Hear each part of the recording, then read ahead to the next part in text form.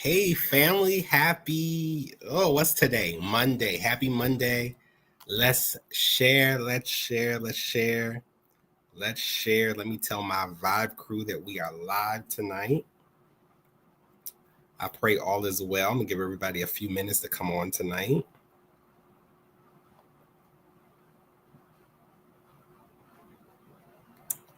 Everybody a few minutes to come on tonight, but let's share family.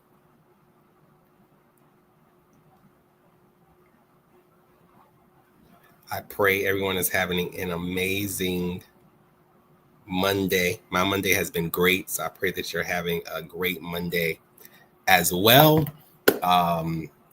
Thank you all for your support. You guys have been amazing with supporting 10 Reasons Why, and we're going to be doing some Monday Night Lives for 10 Reasons. So I want you to continue support, but share. If you got ADHD, if you know somebody who has ADHD, if you're a ministry and you have ADHD, tonight is going to be for you. I promise you, it's going to be good for you tonight. So please share. Let somebody know that we are live, and it's going to be great. I'm trying to share to all of my platforms right now, letting all my people know that we are live and we are on. And I got a feeling that tonight's going to be good. I have a special guest coming on. She'll be on in just a few minutes. She's on her way. But in the meantime, share. Talk in the comments. Be interactive tonight. Do what we normally do.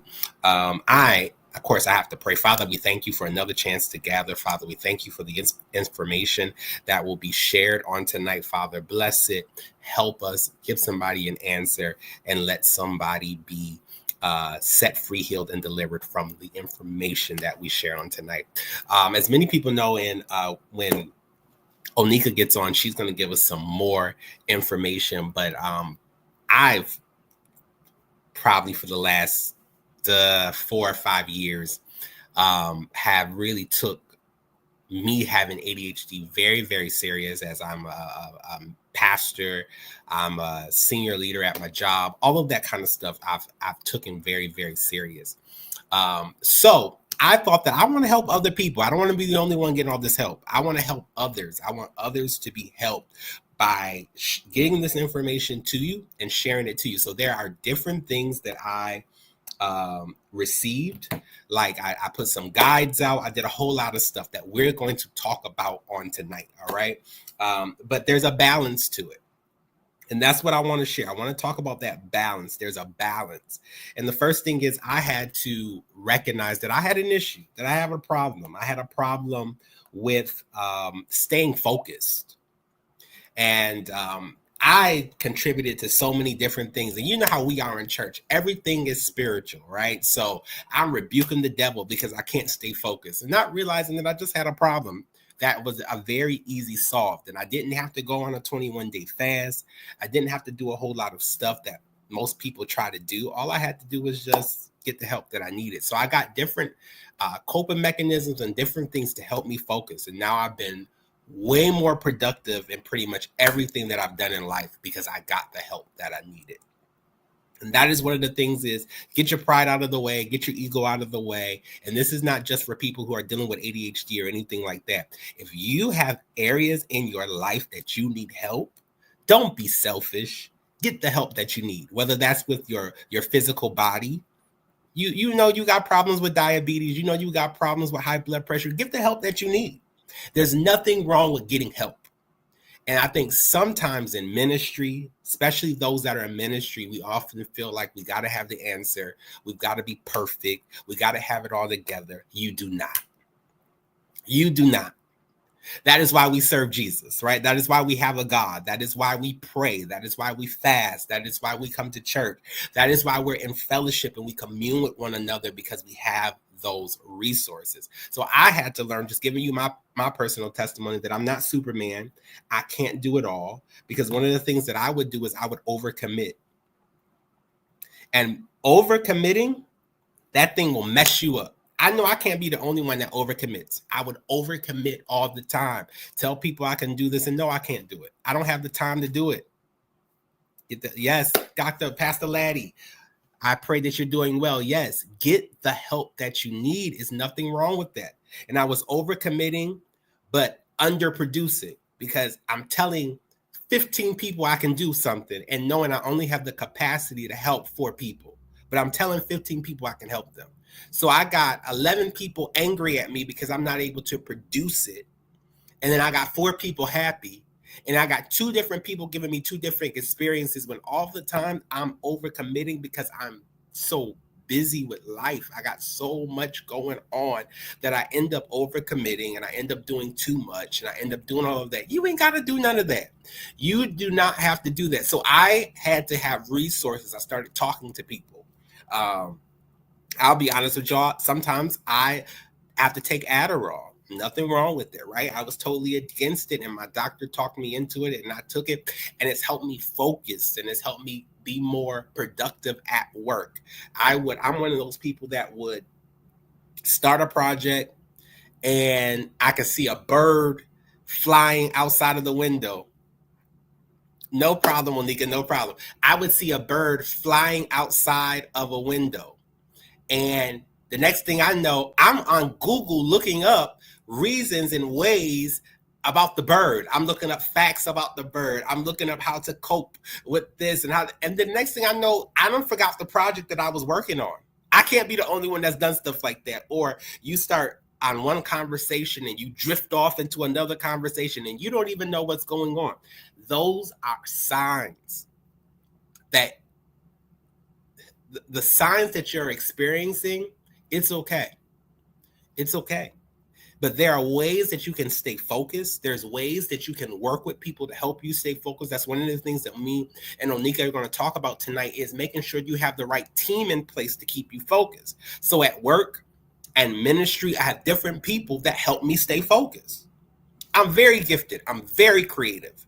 But there are a lot of creative people, a lot of creatives that are dealing with ADHD. Choir directors and ministry, those in ministry that preach, pastors, first ladies, bishops, and overseers that are dealing with this. Now, they may not act like they're dealing with it, but they are. And you're wondering why you can't work with these people, or it's difficult, or why your pastor sometimes is all over the place. You know, like he starts here and ends there. And sometimes it's hard for you to follow. And when you don't have an understanding of what they're dealing with, it messes you up. And that is what some of the issues and some of the things that people deal with. When you don't have an understanding of what's going on, it happens. I'm telling you, I've lived through it. I'm in it now, right? But now I have an understanding. So now when I see people doing certain things, I say, hey, you got ADHD? And they're like, oh, yeah, I joke about it all the time. No, I'm not joking. I'm saying this because maybe I can help you. Maybe there is something that you need, right? Another of the things that I realized is I went through a season of my life, and this is before I was on Adderall, and I started getting into some therapy to help me with my ADHD, is I would have these crazy mood swings, right? Very crazy mood swings. And I did not realize that the mood swings, I'm going to be very transparent tonight. Those of you that know me know that PD is very transparent. I'm going to tell all my business because I'd rather tell it than you hear it from somebody else anyways. So one of the things that I began to realize is I was having these mood swings. I'm all over the place. I'm angry. I'm mad. I don't know why. I'm feeling up or feeling down, and I'm thinking that I'm depressed and all of this kind of stuff. So I started talking to my doctor, and my doctor said, well, you need to get back. You were on medication for ADHD. You're not on medication anymore. Your focus is all over the place. You're having these mood swings. They were all signs of ADHD. So now I'm at church going off on people. Now I'm doing this. I'm doing that. They were all signs. They were all signs that lead back to this. So what I decided to do is I said, well, there's so many people in ministry. There's so many people, and I know I'm working on a book on this, and it's probably going to take me a year or two to release it. But I said, I want to provide resources for people who are dealing with this type of stuff. So one of the things that I did is I started to come together, reach out to some professionals, talk to some people. I'm going to even ask if one of my doctor friends can come on tonight too. I'm going to see if he's free. Reach out to some professionals and gather some information and help people in ministry that are dealing with ADHD. I had never heard of it. I looked up, I saw a couple of books and some guides, but it wasn't really from the African American perspective either.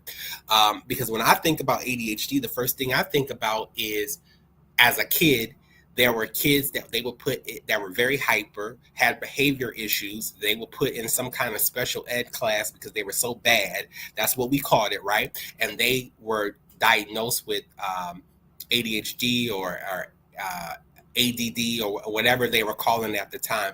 They would diagnose people with this, and it was like they would put kids on Ritalin. And I remember seeing my cousins and different ones as a kid that were on this Ritalin. They would be like in a daze, right? This medicine would calm them down. They wouldn't be crazy, but they wouldn't be themselves either. They would be in this type of like weird trance. Hey, Overseer Morrison. I'm gonna send you a link too. I'm gonna send her a link too, because Overseer Morrison, she is my sister. I love her so much. She's one of the closest people to me in the world. But me and her joke about having ADHD all the time. That is just something we joke about, and we have a very fun with it. But I was thinking that. So when the doctor was like, "No, you definitely have ADHD. It's not something that you've grown out of," because I was under the impression that this is something that you grow out of. You get diagnosed as a child, you have attention issues, you have stuff, and I'm thinking the older you get, you know how we are, especially in the Black community. Oh, you'll grow out of it. Oh, my baby my baby has asthma, but she'll grow out of it. And that's what I was just thinking. You'll grow out of stuff, but there are some stuff you ain't gonna grow out of. You have to learn how to deal with it. That's just what we say. Oh, you'll grow out of it.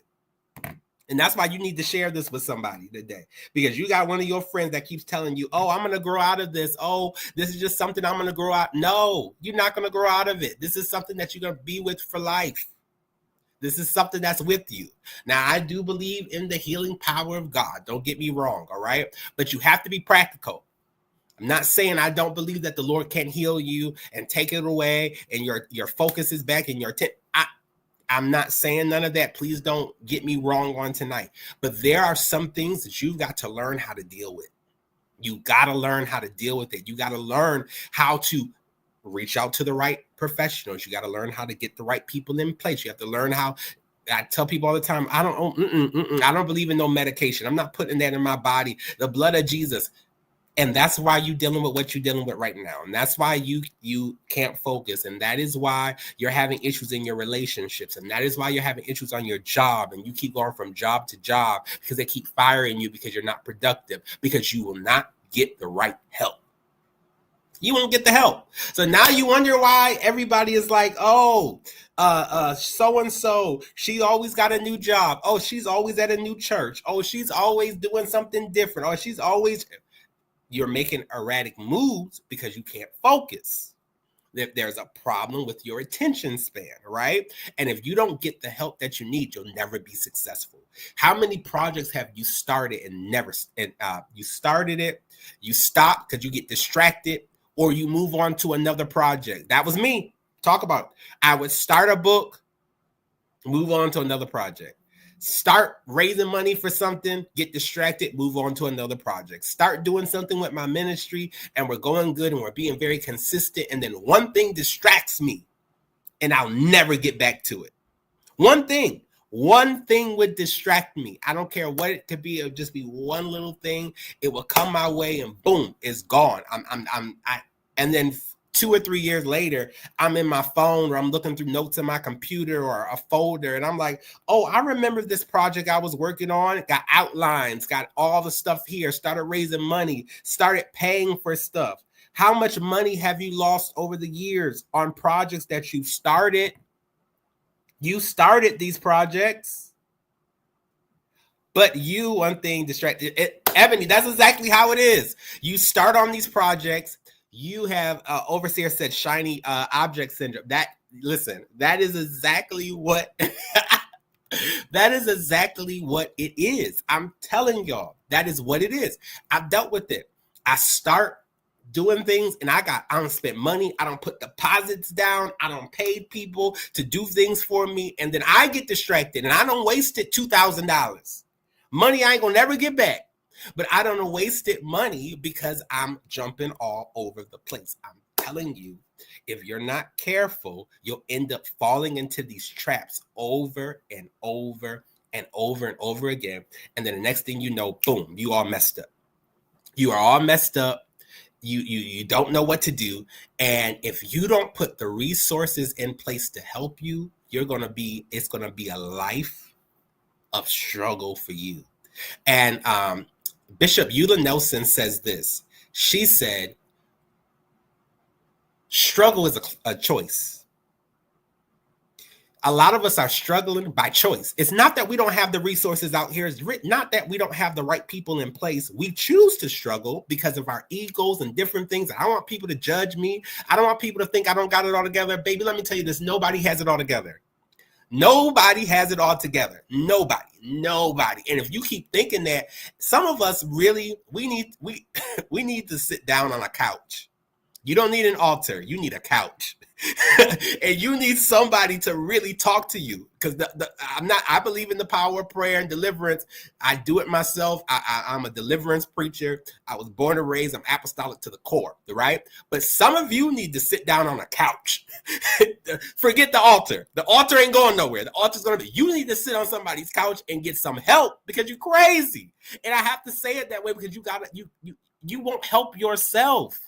And insanity, the definition of insanity is doing the same thing and expecting a different direction. Oh, but God is going to breathe on it this time. Oh no, it was me. I wasn't. No, God going to do it this time. We sound sometimes in church. That's why people ain't joining our churches, because we doing this erratic stuff like this. Oh, I'm going to do this again. Oh no, yeah, you spent $50,000 on something that didn't work. Oh no, but we're gonna raise $50,000 again because it wasn't our season for it to happen last time. Now it's my season, because we say stuff to cope with ourselves to make it make sense. If it don't make sense, it don't make sense. Move on. Oh, my friend is here. Hey.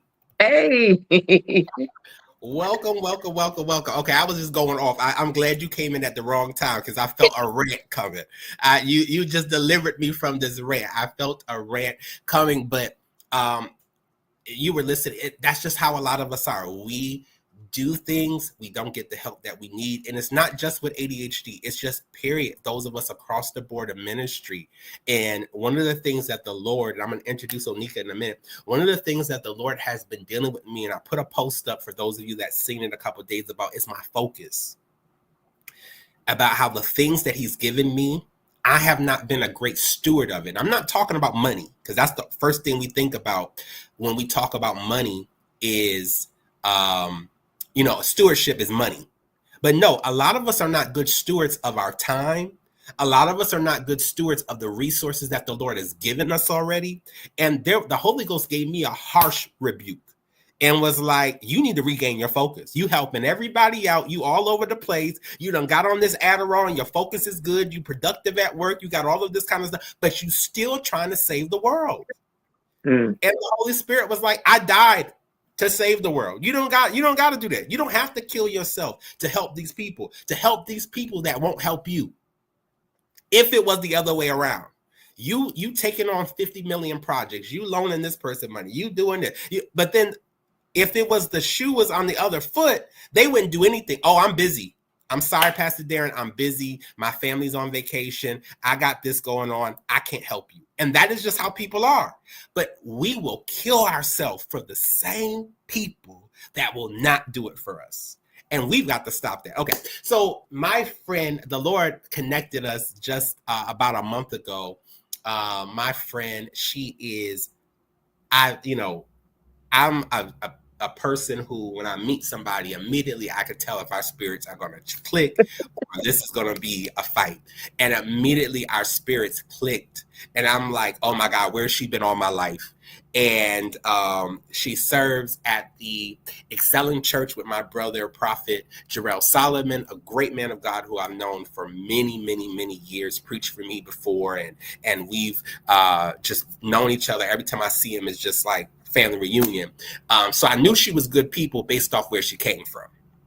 And you could tell like where she was, where she said, I said, okay, she's good people. Just based off where she came from, I'm like, okay, this is going to be good because Prophet Solomon ain't about to endorse nobody that's just out here crazy. Okay. So I knew she was going to be a help. But as talking to her and we talked on the phone and we chatted, it has just been a blessing to me. So I knew that she was going to bless you all. I just knew it. I felt that we needed to bring her on live and I needed her to just kind of pour into us and help us and get us organized. And we got some pastors on here. We got some Pastor Harley, I've just prophesied as you go into Congress. Okay. We have some council members on here, but I don't prophesy that. So I'm going to say Congresswoman Harley and different people of different statutes. And of course, we'll get more people that watch the replay of this. But Oneka, just tell us a little bit about yourself. Where do I start? Just speaking about in the terms of ADHD, I am an entrepreneur. I started my business back in 2010. At that time, I just wanted to work from home. I was pregnant with my daughter and I just wanted to work from home. And I needed to do something from home. But back then I was in the medical field. So I wanted to do something from home, but I couldn't figure out what because I was a paramedic. So I'm like, what can I do from home? And as I began to speak to others, because I couldn't figure it out myself, I learned that administration it was illuminated through others that I had the gift of administration, which most of the times when you have a gift, you overlook it because it comes so easy to you. So I didn't think of it as a gift. So I started out as a personal assistant, an executive assistant, a project manager, a tech consultant. I was doing so many things, but throughout the years since 2010, I've always worked with CEOs or leaders with ADHD. And I never used to call the ADHD out until 2022. And it was just eye-opening. And my very first client taught me how to actually work with him because he told me that he had ADHD. And when he told me that he had ADHD, I was like a blank stare, like, okay, what does that mean? Right? No one had ever said that to me before. I had I had no idea what ADHD. I'd heard of it, but I didn't know what to do with the information that he was giving me. Didn't know why he was telling it to me. And from the time that I started working with him, more started coming. From just the first conversation, oh, I have ADHD. And it wasn't like it was a stigma, a taboo. Like you said, you joked about it. Oh, you got ADHD. No, they would say, oh, I got ADHD. Right. The more I kept hearing it, I said, there's something here. There's something here. And in the beginning, I'm not going to say that it was easy. We would clash a lot because I am a stickler. I am very rigid. I like routine. And ADHDers like to just go with the flow. Right. Right. Especially those who are in ministry, and those that are prophetic, because we're already like hearing God on this. And one thing I have to learn, and I want you to speak to this, is I learned that every time I hear God, that does not mean that I got to do it right now. People today. Because it'd be so I'm up preaching, I'm like, oh no, okay, woo, we gotta have a conference tonight. And we're gonna bring Bishop Jackson and this and all of this, and we're gonna have it tonight. God said it, he's gonna do it. I don't know where the money is, but God said it. And then I'm like, wait a minute. Wait, I gotta pay for this out of my pocket because we ain't got the money, and I done told all the people, but it was a rash decision. Yeah. I'm not saying that God didn't tell me that, because he did, but God didn't tell me to do that tonight. That was me. Mm-hmm. That was me that said, do this right now. Yeah. When God was giving me a special unction for me to do this, but that's something that we could have planned out 6 months from now. and did it the right way. That's something we could have did next year. Well, we Yeah. could have did it in excellence and not just thrown together. Mm-hmm. Especially those like me, is there's like Overseer Morrison is on here. She'll tell you there's like a grace on my life to do stuff, right? Like I could do something with nothing. It's just a grace, but it's almost like a blessing and a curse. Because I can do something with nothing, I could take nothing and it comes great. But if you give me 6 months or a year to plan something, it's going to be crazy. But sometimes we rely on that. Oh, God always blesses it. Anything I touch turns to gold. So we often give God something that's not excellent, but just because we know that everything that we do and we're crafty and we got resources and we know the right people, we just put something out there, but not realizing that you're doing your ministry, you're doing God a disservice, and you're not honoring him by just putting this stuff out here. It don't work. But on the flip, if you had 6 months to a year to put something together and you were doing it alone, you could very well possibly lose interest. That's very much true. Very true. That's a good point. Yeah. With And ADHD, you could very much lose and interest. that's why I starting and then I stop. But if I have people on my team that be like, hey, so we still doing this June 1st? Yeah. Oh, hey, what's the speakers for June 1st? Do we got a flyer for June 1st out yet? Did you talk to your friend who's preaching? Is he still gonna come in? The ticket price is about to go up. Hurry up and buy these tickets. Because once I purchase a ticket, we doing it. I don't care because I don't spend money on a ticket. They coming. if we got to go live from a hotel, they coming because I don't purchase the ticket. But you need people around you that are able to hold you accountable and say, nah, I got you. We're going to do this.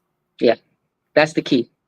You need people around you. So how has it been after you decided this is what you want to do, after you started working with the individual who told you that ADHD, how was that rough patch?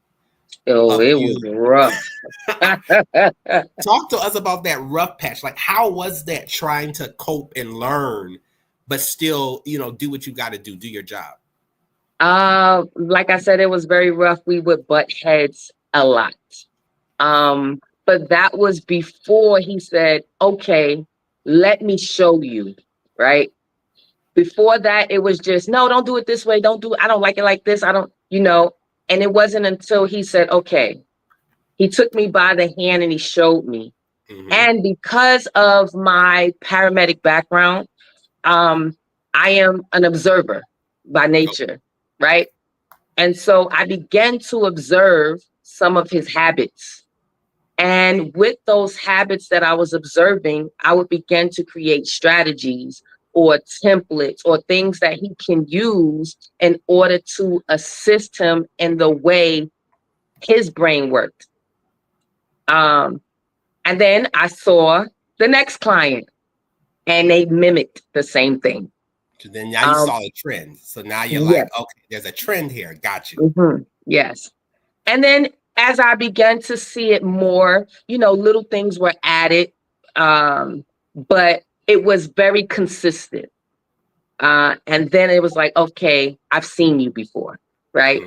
And I just built this muscle on being able to assist, and it's natural to me now. I can see, like you said, you can see someone, you say you have ADHD, it's almost like, I see you, you see each other, and I am able to do the same. I haven't found anyone that was such a challenge where it's like, oh no, I can't deal with this. You have to have a level of patience. You have to, I would even say, have thick skin. Because like you said, people can get frustrated with you unknowingly because they don't know about the traits of ADHD. And so it would be easy as a neurotypical, which is what we're called. A neurotypical person is a person that does not have ADHD, right? And a person with ADHD is called a neurodivergent. Right. So it's a neurodivergent thinker and a neurotypical thinker. And so we think differently because our brains are different. Right. Doesn't mean that, we have it's not a learning disability. It's just how your brain functions. And you have to learn your brain, right? And being able to articulate your needs and how your brain works is is a is key. That is, I think you said something very powerful, is learning that you have to learn how your brain works. Which you got to spend time and realize that everyone's not the same. Correct. And that's on the workforce, that's on in church, that's your customers and clients if you have a business. And I think if many of us looked at life from those lenses, Mm-hmm. we'll probably be a whole lot more successful. That everybody don't think like me. Correct. I tell somebody all the time, like, I feel like I'm in the 1% of whatever my rationale is, right? So I know I'm like 1% of people think like me. It's very rare that I meet people that's just like me. And I'm okay with that because I know the Lord made all of us different. We're still fearfully and wonderfully made, but we're all made differently. Right. He made us all. We all got our unique DNA and definitions. So I'm saying this because some people may feel bad that, okay, I feel bad that I can't stay focused. I feel bad that I'm doing. No, you're made different. Mm-hmm. And God has people. And that's why my prayer every day is when I do my morning devotion and prayers, Father, send those that are supposed to work with me to come to me. Because those that are assigned to me are going to have the grace to deal with me. Mm-hmm. Everybody's and not vice versa. And right. Vice versa. Because I'm not graced to deal with everybody. I tell you all the time, I'm like, and I'm learning what I'm like. I say this all the time, and I say it more in a joking manner, but it's true. Like, oh, I'm not graced for that. Oh, that's like we used to say that's beyond my pay grade. I'm like, no, that's beyond my grace level. Like, he has not graced me for that.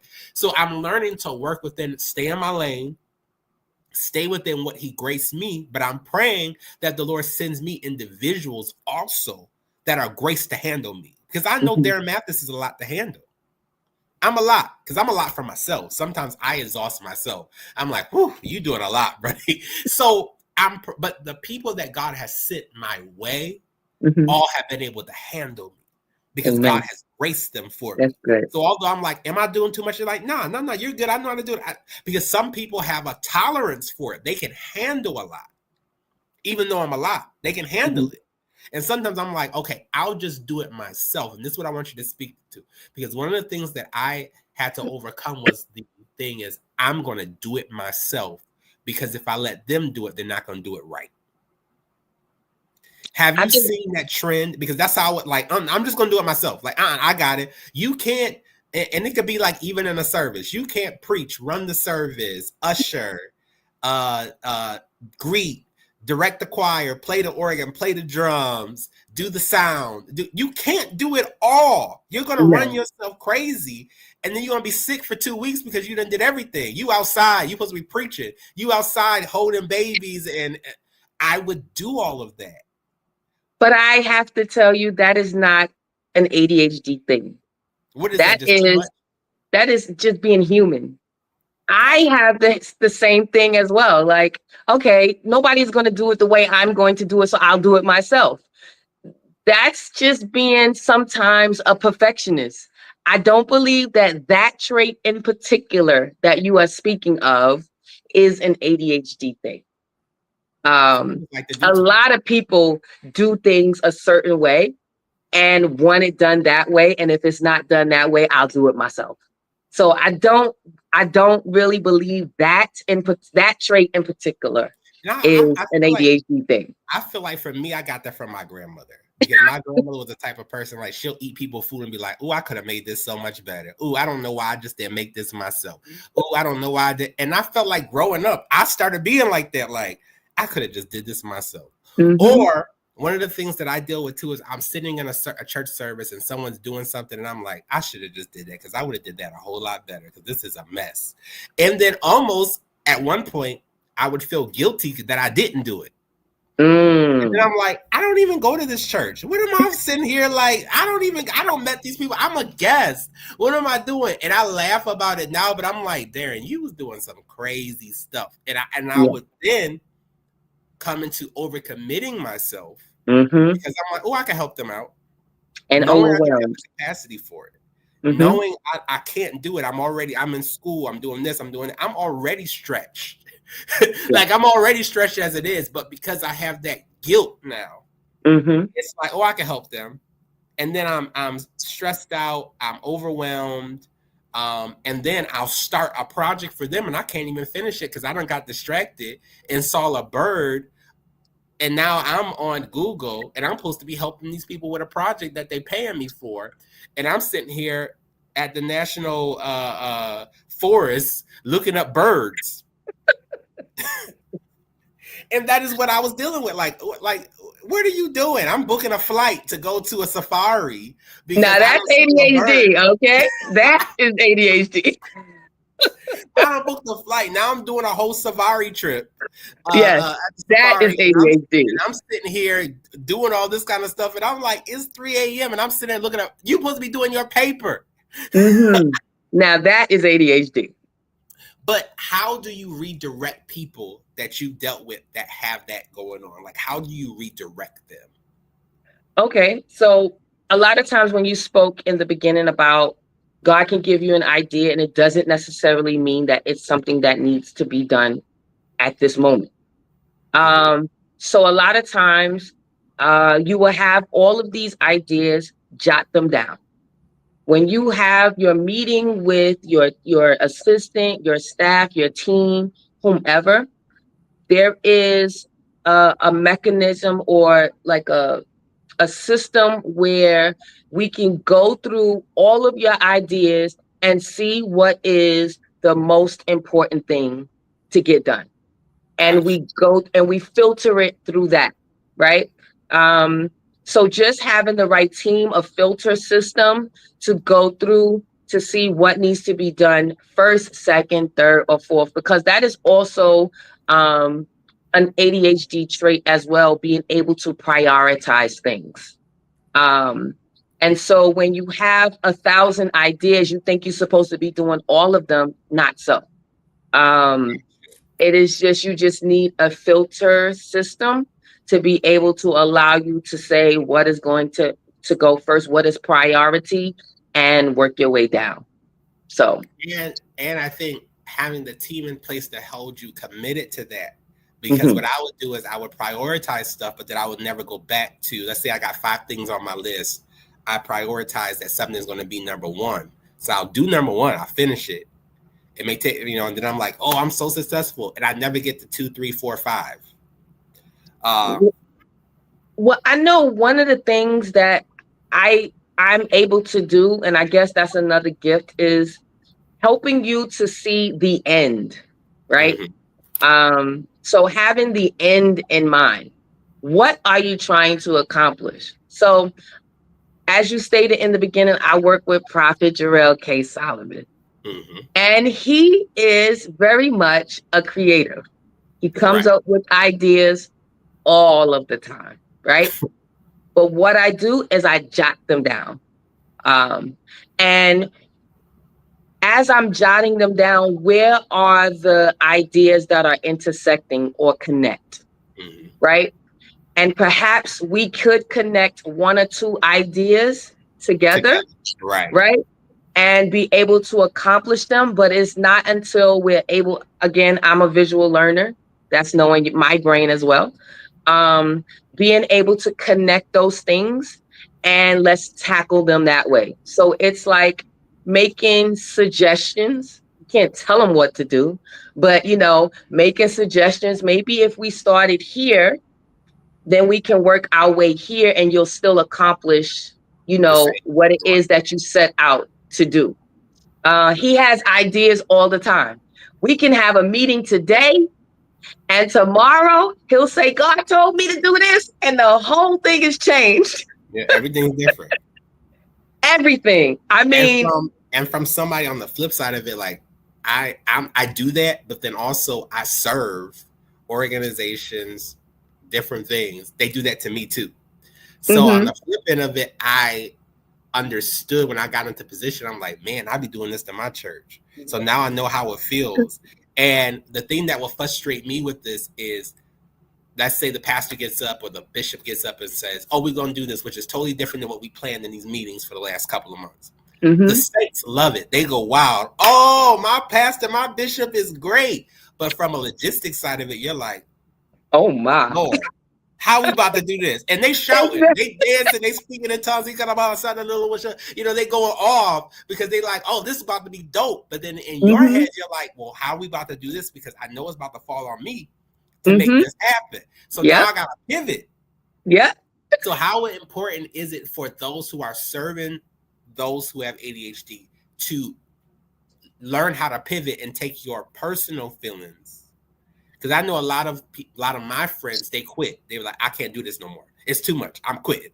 Because I worked on this for a month and now he don't want to do it. Now she don't want to do it. So now they're like, we're not doing this no more. I'm going to do something else. How important is it for you to pivot and be flexible in working with someone who has ADHD?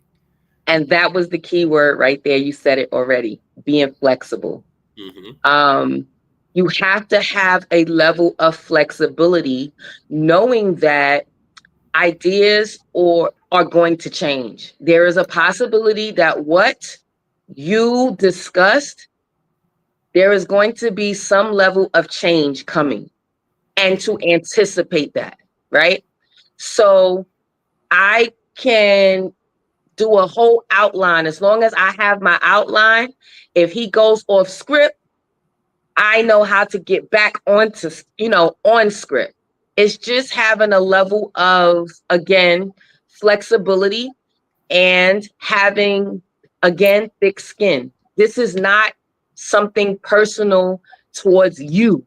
Right. Just knowing that this is not, he's not out, you're not out to get them, it is just having that level of flexibility. And again, that comes from knowing what to expect. So, and I go back to being able to articulate how your brain works when you first start working with people, just knowing that, okay, I may have an idea, but it may change. Right. That's just how my brain works. I just need you to flow with me.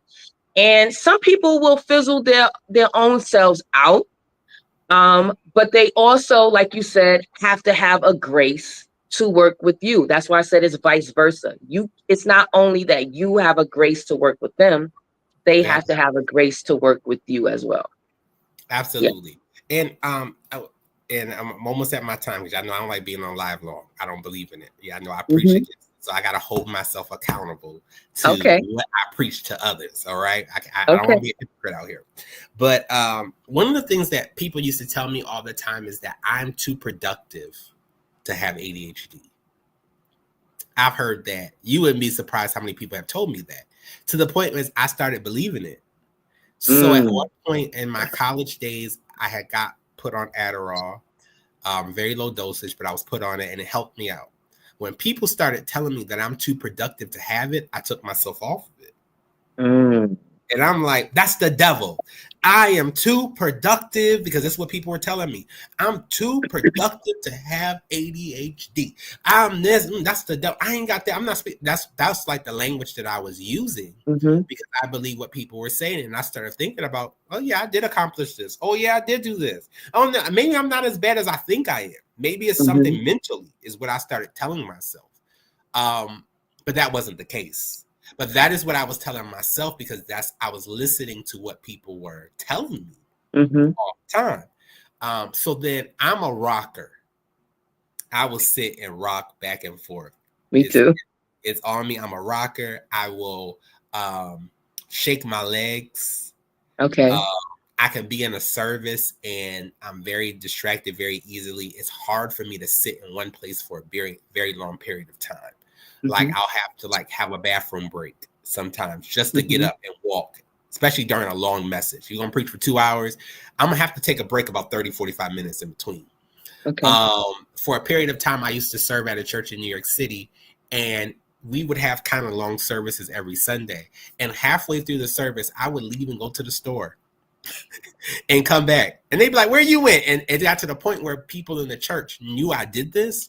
They would put their order in with me because they know that midway through the service every Sunday, Pastor Darren's going to leave and he's going to come back, because it was hard for me to sit in that seat. Now, when I'm at my own church, it's easier for me because I'm serving, I'm working, I'm preaching.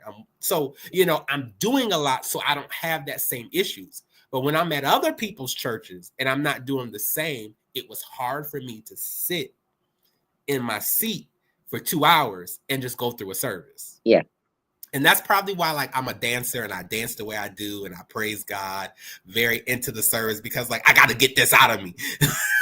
That's almost like how I feel. Like, I got to get this out of me before I go crazy with me sitting here. That's why I can never be Catholic. I can never go to a Lutheran or like a quiet church. I'm going to get canceled for this, I know. I couldn't go to like a Lutheran or a quiet church because I just can't sit there and do it.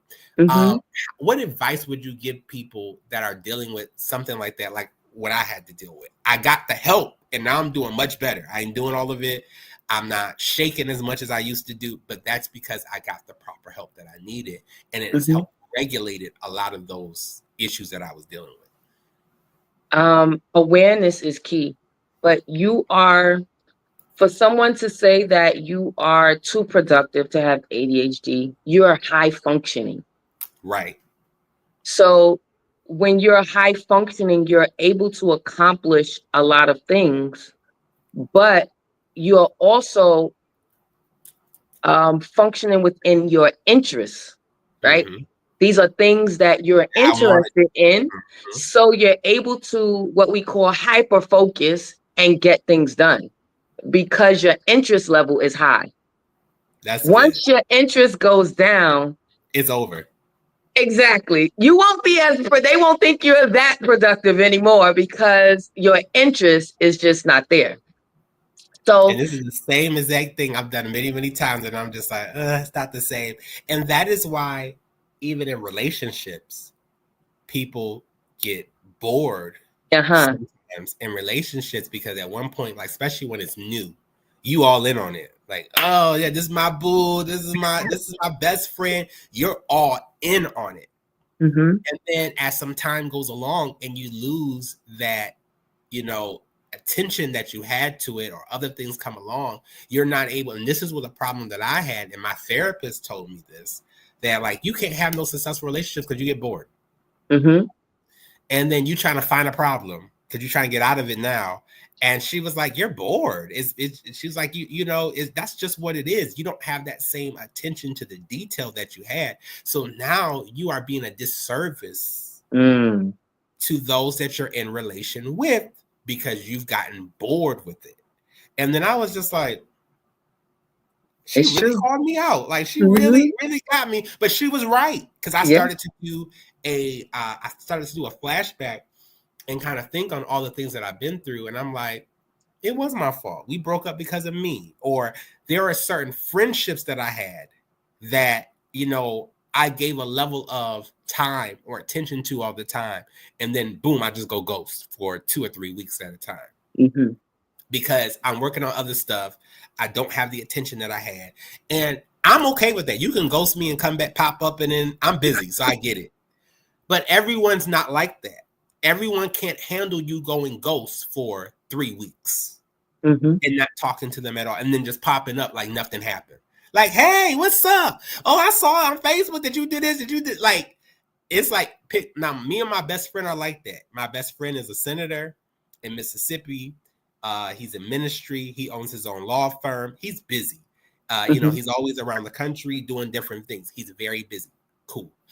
I'm busy. I pastor. I do this. I do that. And he's a bishop as well. So we can go days without talking to each other, or weeks at a time. And we pick up the phone and we like, hey, man, what's up? Everything's great. How's the family? How's the church? How's the business? And we pick up laughing, joking like nothing ever happened, because we understand each other.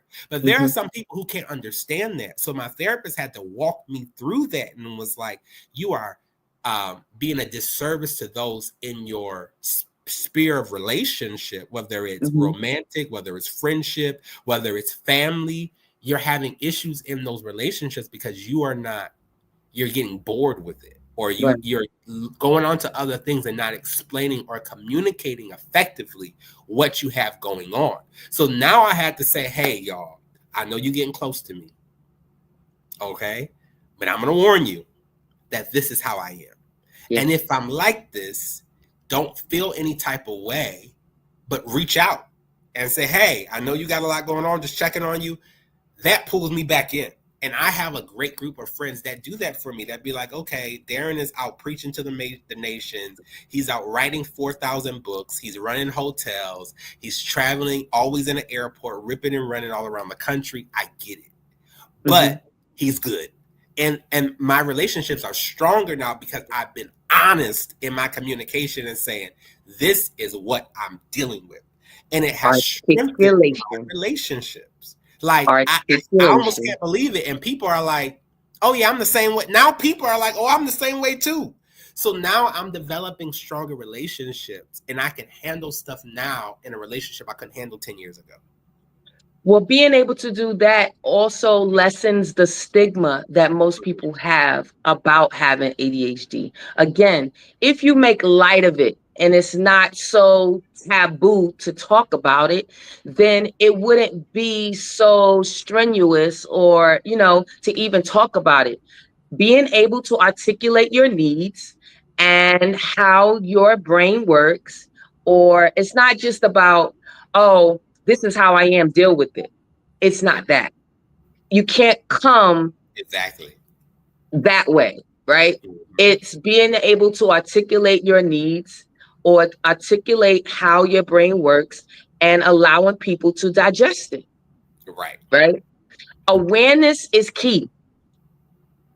When people are aware of how you are, then they are able to deal with it a little bit better.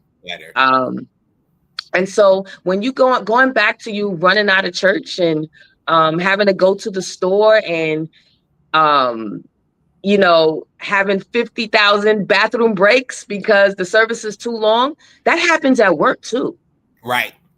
Definitely. There are people that are in meetings that can't sit still in a meeting because they can't focus or they're thinking about something else or whatever. And so that is what we call, most people don't want to tell people at work that they have ADHD too, but it's an accommodation. Just letting people know, okay, there's going to be a time when I have to stand up. I may go in the back of the room, but I'm paying attention, just letting people know, even if you don't disclose that you actually have ADHD, again, articulating your needs.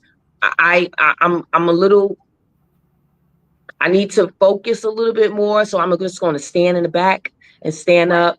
I'm paying attention. So just being able to say what you need in that moment will help tremendously. So it's not just, again, in church, it's in life in general. It's in life, in life. It's in life in general. Yeah. And when you're aware of that, and that's one thing that I started doing with my employers is telling them, hey, this is what I deal with. So I got in my office right now one of those standing desks that you can press the button and it's electronic and it goes up. Because sometimes I got to work standing up. So I'm press that, I'm going to do it. My employer, thank God, is able to be flexible with me. And it's like, okay, no problem. Do what you got to do. But I communicated with them from day one. This is what I'm going to get the job done. And I'm going to do an amazing job doing it. And you're going to be like, okay, he's really dope. But on the flip side of it, this is what I'm dealing with. So I need you to meet me in the middle. Some people are afraid to do that because of discrimination. Right.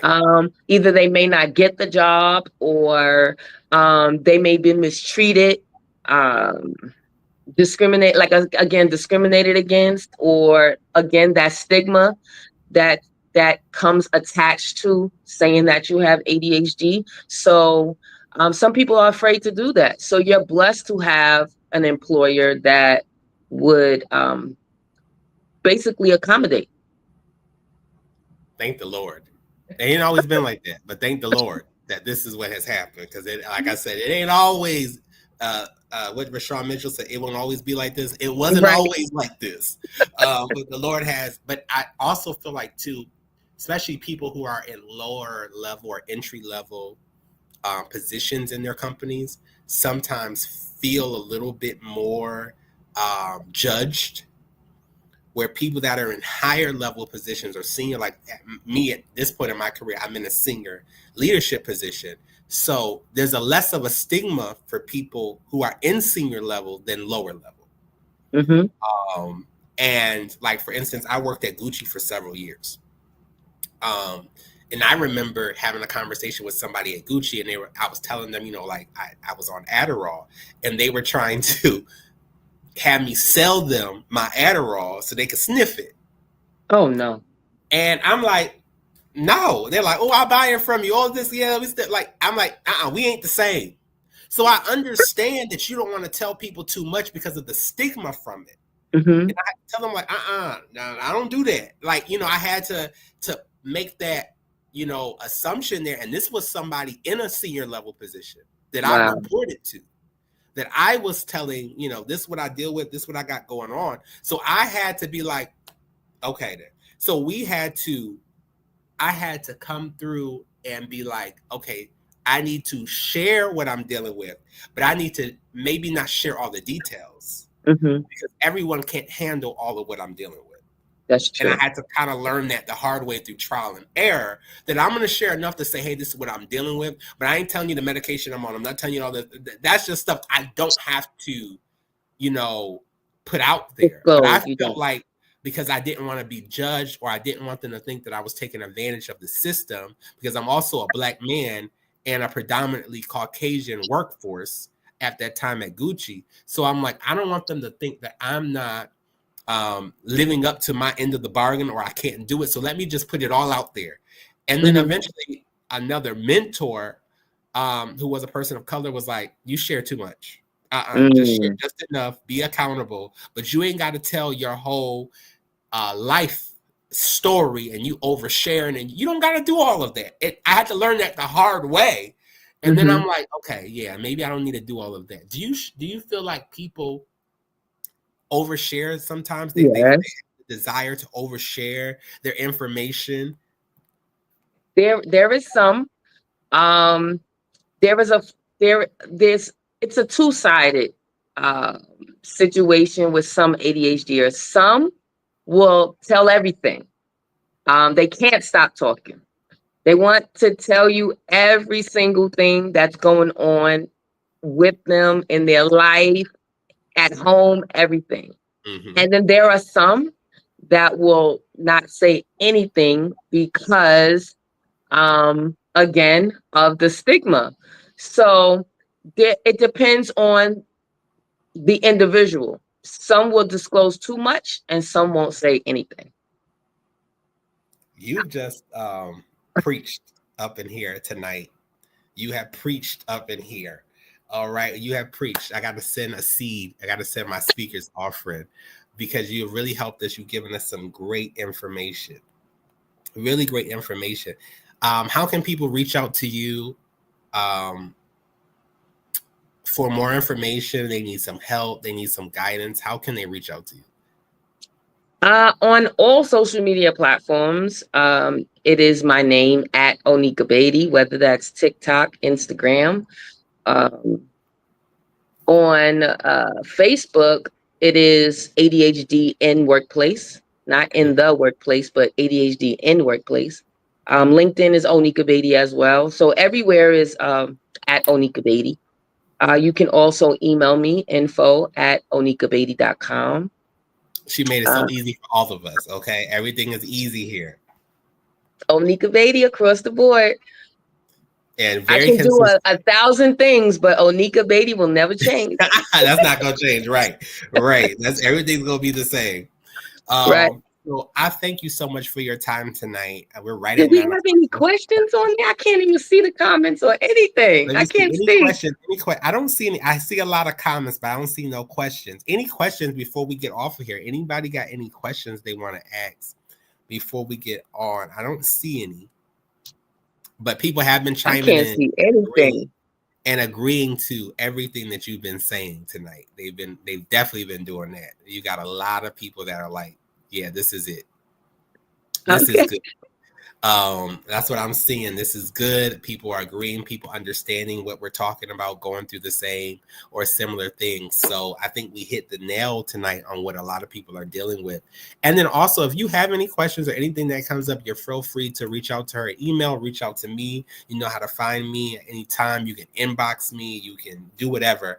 I typically respond to all of my messages if I see them. But I try to check my message requests every day because I get so many people. I'm at my 5,000 friend limit, so a lot of times it doesn't go to my direct inbox, but I see everything that is sent to me. But I thank everyone for coming on tonight. Share this with somebody, send this to somebody. I got like 5 people that couldn't come on tonight, but I done sent it to them. Watch this at work tomorrow. Do this as your, which typically how it is. Watch this because I know you need to hear this information or just know how to focus, right? So have an amazing night. Oneka, thank you so much again, and I'll be talking to you soon. I love all of you. May God be with you. Good night, y'all. Good night.